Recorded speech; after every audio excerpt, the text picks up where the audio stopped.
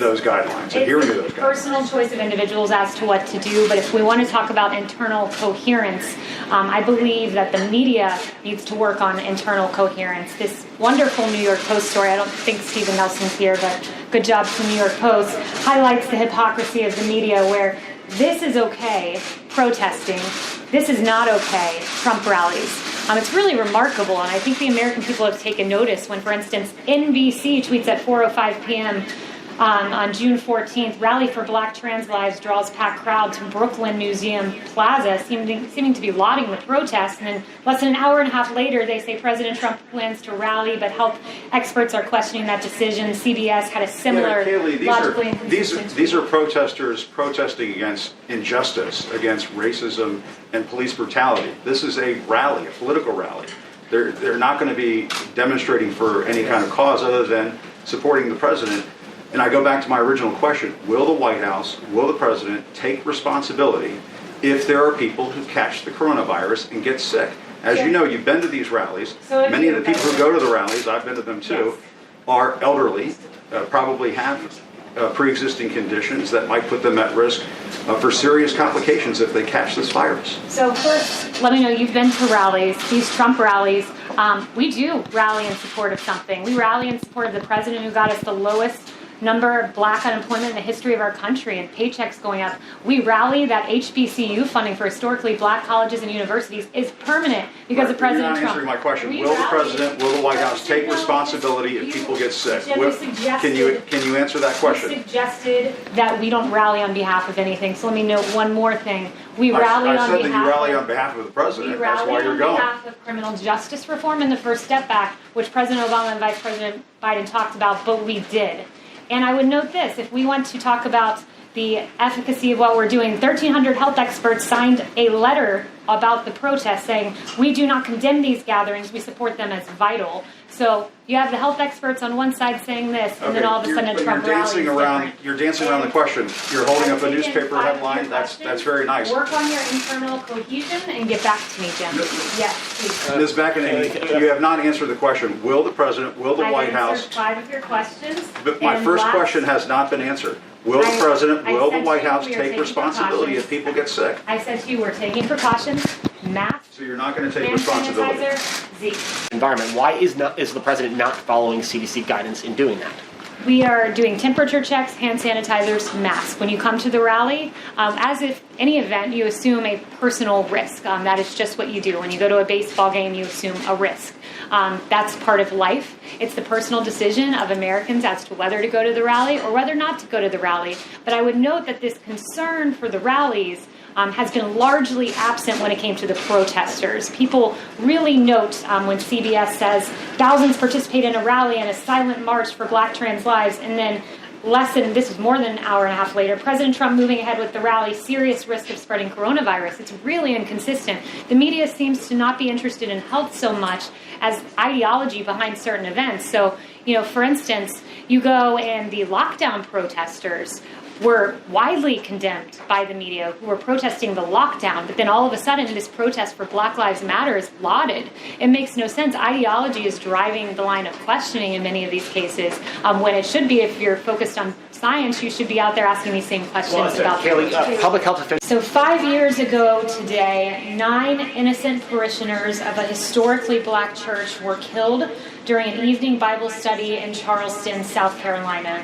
We all remember that tragedy, and this was a despicable act of evil that happened 5 years ago today. So we remember that somber day at that Charleston church as our hearts still break for the victims, and our prayers go out to the families.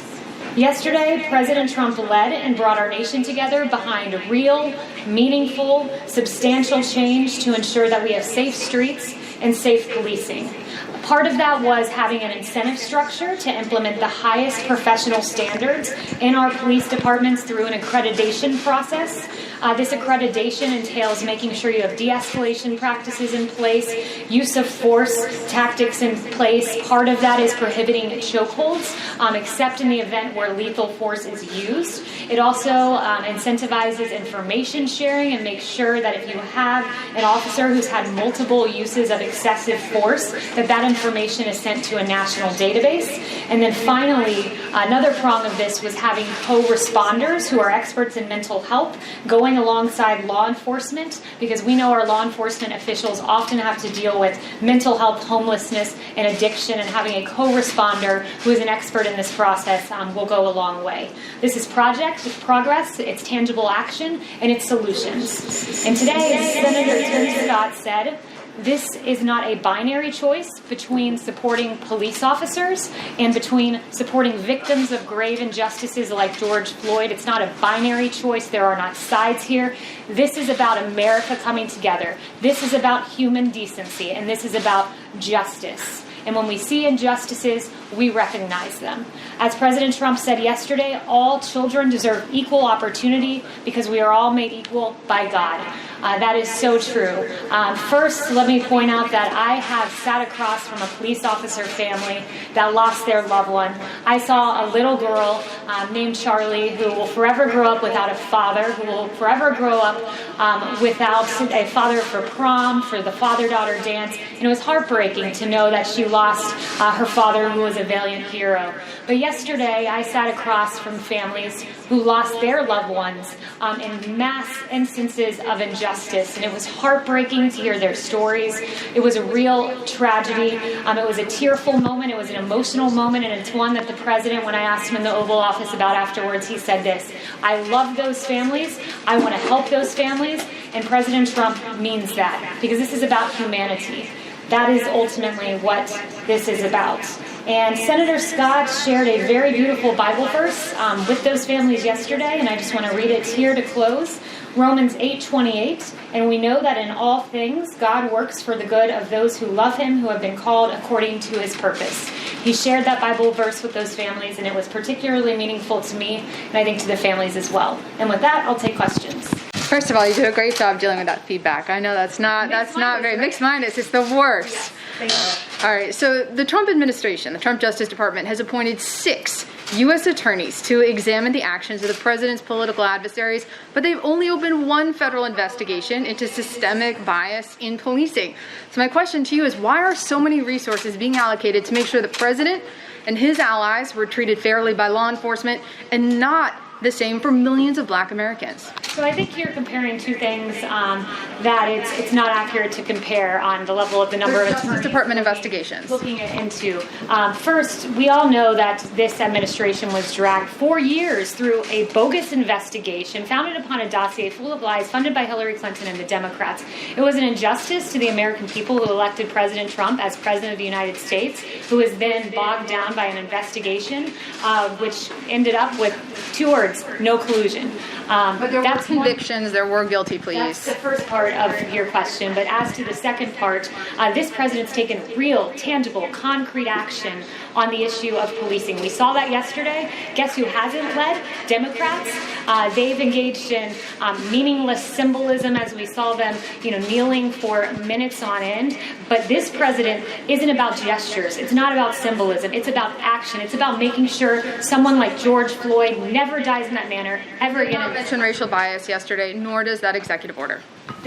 First of all, this executive order addresses the issue at hand, and I thought my colleague, Jerron Smith, handled this really well yesterday when he said this about the executive order on this very question. From you, he said, a lot of people want to make it about race, but it's about communities and individuals. You're trying to fix something that you can't really fix the heart of people, but you can fix individual pieces that deal with the real problem, which is access to opportunity. You can fix schools and remedy the disparities we see in schooling. You can fix policing to the degree we can at the federal level to incentivize good behavior and fair practices. You can fix the economy, as President Trump has done. He brought about the lowest economic employment rate for African American individuals, and paychecks going up prior to this pandemic when we had to artificially shut down the economy. You can fix the individual pieces, but it's up to our country to change hearts. Yes. Does the president talked about chokeholds yesterday? The bill that's been unveiled by the Republicans, Senator Scott and the Republicans, does not ban chokeholds. Does he think it should?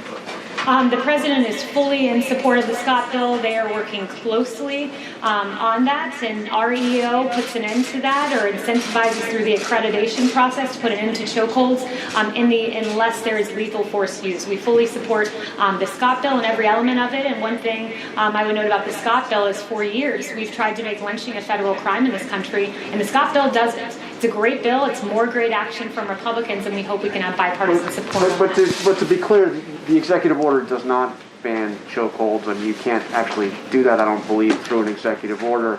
And this bill does not ban chokeholds.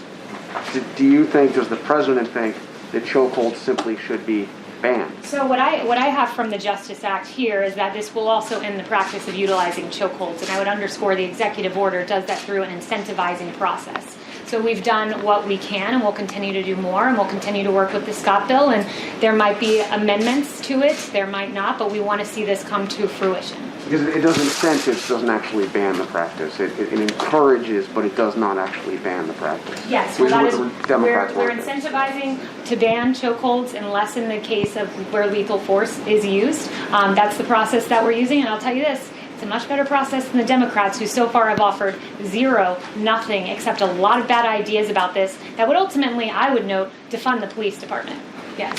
Kayleigh, in the last day, 96 people in Tulsa have contracted the coronavirus. Wondering about this rally coming up on Saturday. Will the president or the White House take responsibility if people get sick and catch the coronavirus at this rally on Saturday? So the campaign has taken certain measures to make sure this is a safe rally, temperature checks, hand sanitizers, and masks, so we are taking precautions. But you're not requiring people to wear masks. They will be given a mask. It's up to them whether to make that decision. CDC guidelines are recommended but not required. And the CDC guidelines suggest that people practice social distancing. You're not going to be able to practice social distancing in a rally with thousands of people. So aren't you, in essence, bringing people to a rally where they won't be abiding by those guidelines, adhering to those guidelines? It's a personal choice of individuals as to what to do, but if we want to talk about internal coherence, I believe that the media needs to work on internal coherence. This wonderful New York Post story, I don't think Stephen Nelson's here, but good job to the New York Post, highlights the hypocrisy of the media where this is okay, protesting. This is not okay, Trump rallies. It's really remarkable, and I think the American people have taken notice when, for instance, NBC tweets at 4:05 p.m.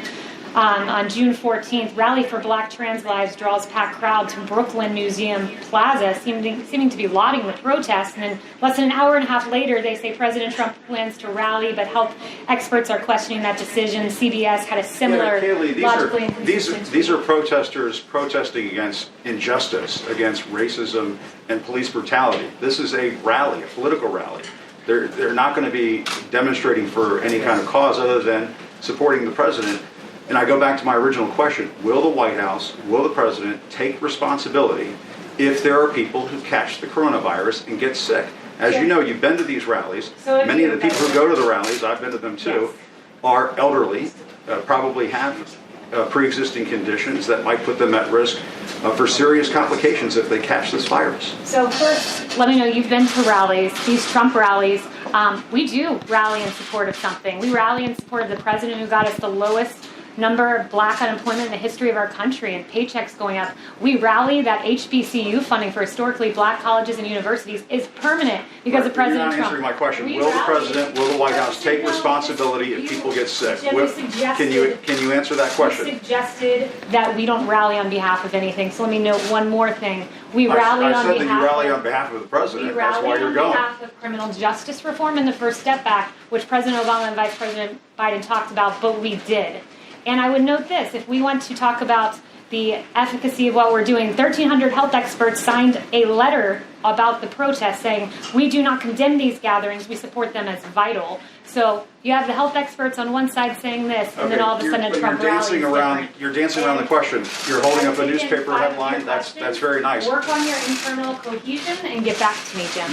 Yes, please. Ms. McEnany, you have not answered the question. Will the president, will the White House... I've answered 5 of your questions. But my first question has not been answered. Will the president, will the White House take responsibility if people get sick? I said to you, we're taking precautions, masks. So you're not going to take responsibility? Hand sanitizer, Kayleigh, so for attendees at this rally, the campaign is requiring them to sign a waiver to waive them of liability, acknowledging that there's an assumed risk with going to that rally.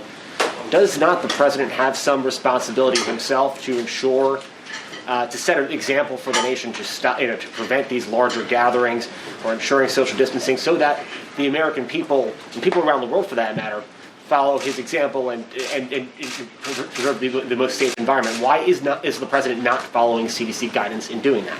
We are doing temperature checks, hand sanitizers, masks. When you come to the rally, as if any event, you assume a personal risk. That is just what you do. When you go to a baseball game, you assume a risk.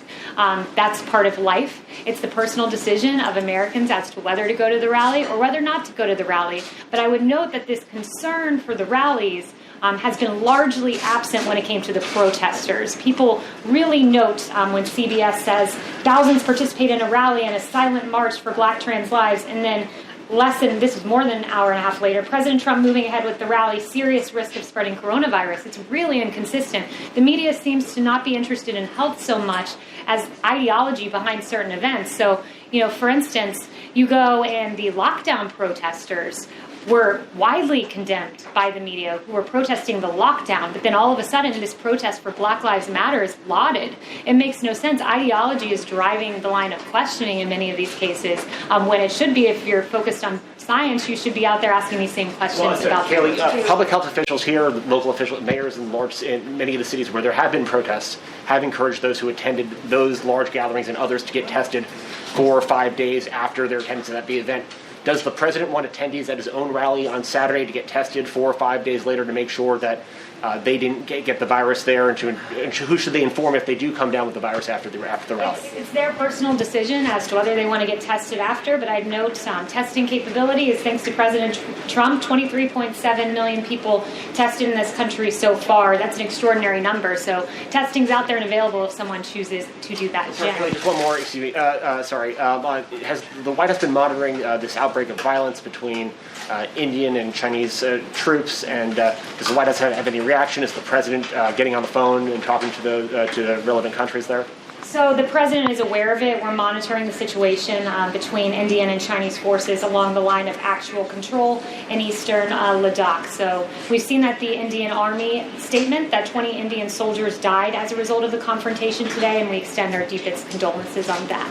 Jeff, to follow up on Zeke, has the coronavirus task force been consulted? Have they done any modeling on how many people could get sick at the Tulsa rally or die from the Tulsa rally? Have they even been consulted about the rally?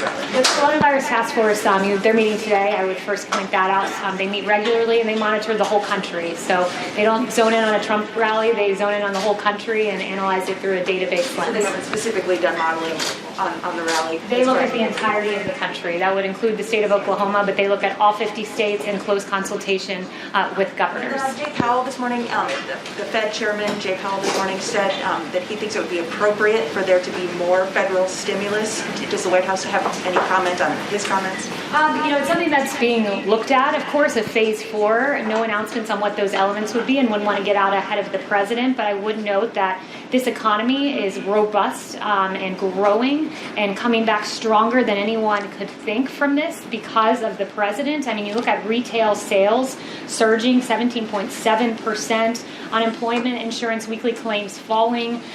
We have the fastest growth rate in American history in the third quarter. So we artificially shut down the economy, but we have a robust recovery happening and taking place, and that's thanks to President Trump. And there are a lot of good metrics, like new business applications skyrocketing, small businesses now opening at about 80%, Apple Mobility Index, that's practically pre-pandemic levels. So there's more work to be done. Phase 4 will address that should it take place. But we are encouraged by what we're seeing, that the Donald Trump economy is coming back because ultimately investors and business owners have faith in this president.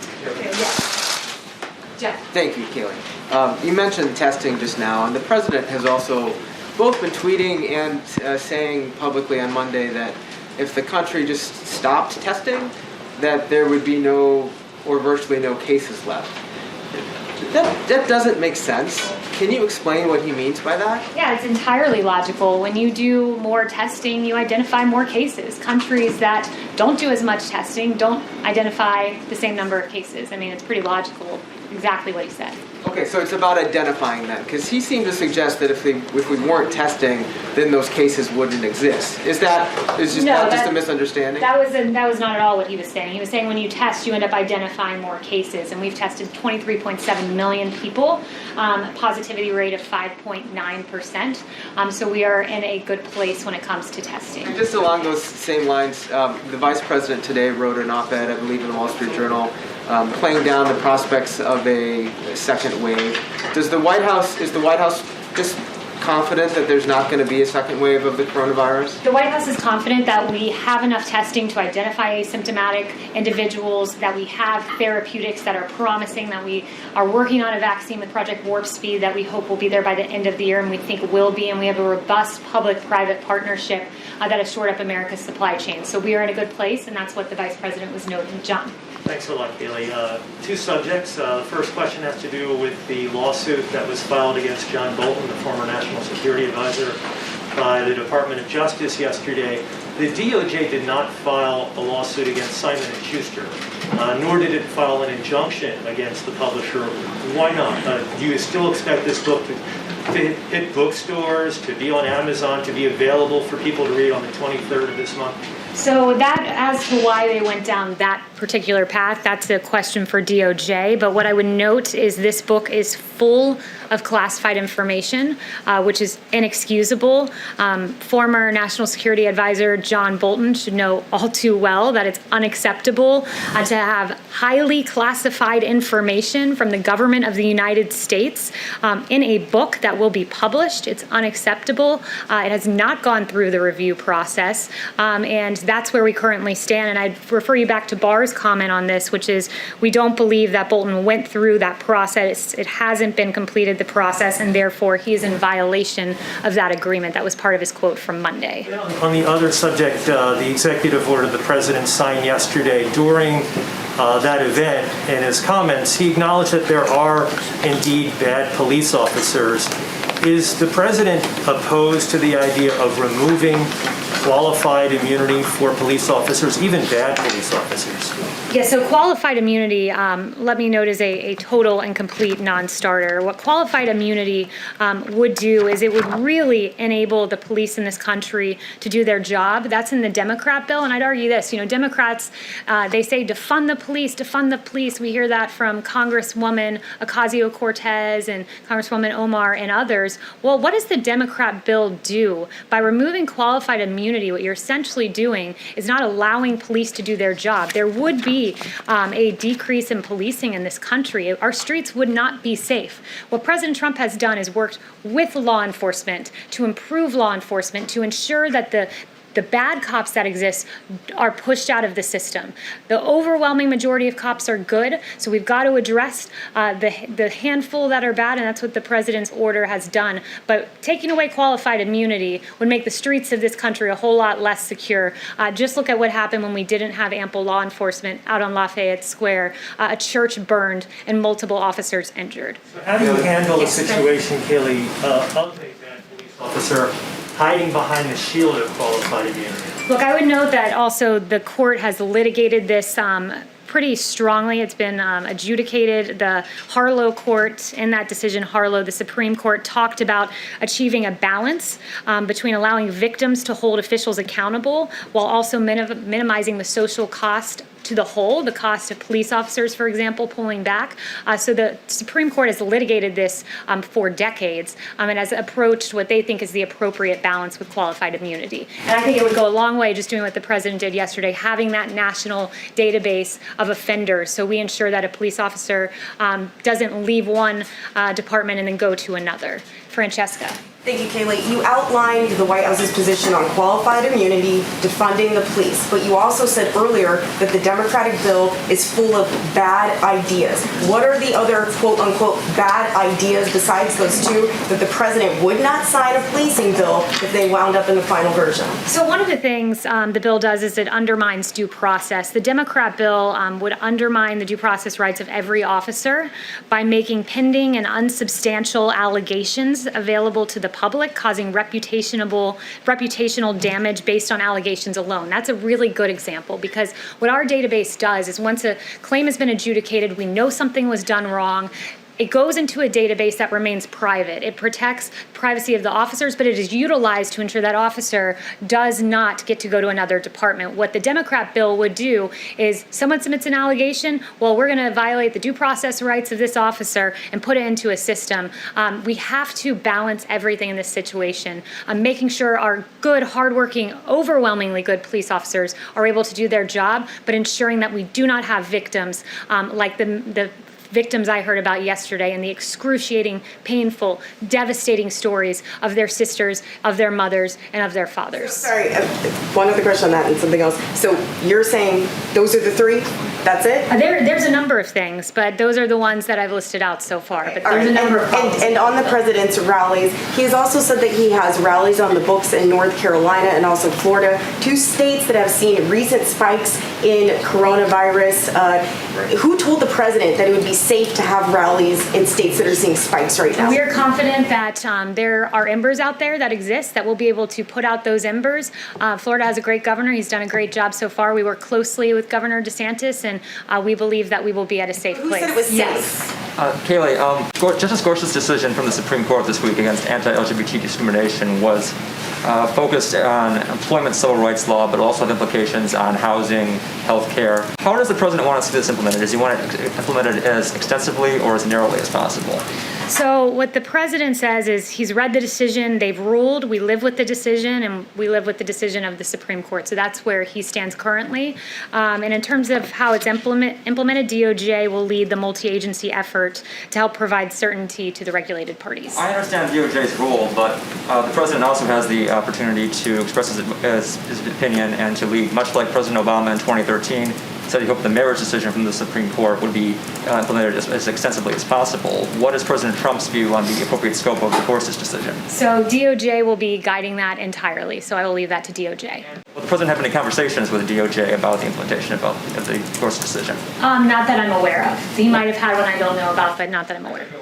Does the president think the Gorsuch decision is a win for civil rights? So one thing I would say, I haven't not talked to the president about that personally, but one thing I wanted to read was from the Kavanaugh dissent. There were some real concerns that this was a complete distortion of how we do statutory interpretation, and Kavanaugh lays that out very nicely. But one thing Justice Kavanaugh did say, and I thought it was a very powerful quote, is notwithstanding my concern about the court's transgression of the Constitution's separation of powers, which was a grave concern as a separation of powers point that the DOJ argued in court, it is appropriate to acknowledge the important victory achieved today by gay and lesbian Americans. So I thought that was a very good quote from Justice Kavanaugh. On the plan to reduce U.S. troops in Germany, is there a timeline you can share with us? And could this decision, this plan be changed or softened if Berlin agreed to increase its defense spending? So the president addressed our presence, American troop presence in Germany, and he said we're bringing that number down from 52,000, about what it's at now, to 25,000. And the rationale for that, he articulated, was that Germany is very delinquent in their payments to NATO. They're paying 1%. They're supposed to be at 2%, and even 2% is low. It should be much more than that. Mike, would he change his plan if Germany agreed to increase its I wouldn't defense? get ahead of the president on making that decision. Michael. Hi, thanks, Kayleigh. I have one question, and then I have two quick questions from colleagues who have sent to me as the pool person. So on my question, back when two White House officials were tested positive for COVID, we all reported on an email that went out to West Wing employees instructing them that masks were mandatory to be worn in the West Wing at all times, with the exception of being when they were sitting at their desks alone. Obviously, none of the White House people that I've seen today have been wearing masks at all. Has that been rescinded? Has that instruction to West Wing employees been rescinded formally, or is it just still in place, but nobody's paying attention to it, or? Masks are recommended but not required, excuse me, as I said. Two quick questions. But I want to get to everyone in the room, so. These are from people who can't be in the room because of the restrictions. So I understand, but I want to make sure I get to everyone in the room and then we can come back. Okay. So, Rob. Can I just get a clarification on your equivalence between protests in the streets and rallying on Saturday? Is it the White House position that outdoor events carry the same risk as indoor events? It's our position that the media should not be making decisions about their guidelines to us about social distancing based on political ideology or what they think is the worthiness of the cause. My point is there are good scientific reasons for treating the two events differently. One is outdoors and one is indoors. Right, and there's not good logical reason for this, so that's the one thing I would keep going back to. And could I also ask yes, Owen. anything about the Secretary of State's trip to Hawaii to meet his Chinese counterpart? So I have no information on that, but Owen. Yes. Blake, different mask. Oh, sorry, Blake. They subbed you in. No Blake. worries, no worries. Good to see you, Blake.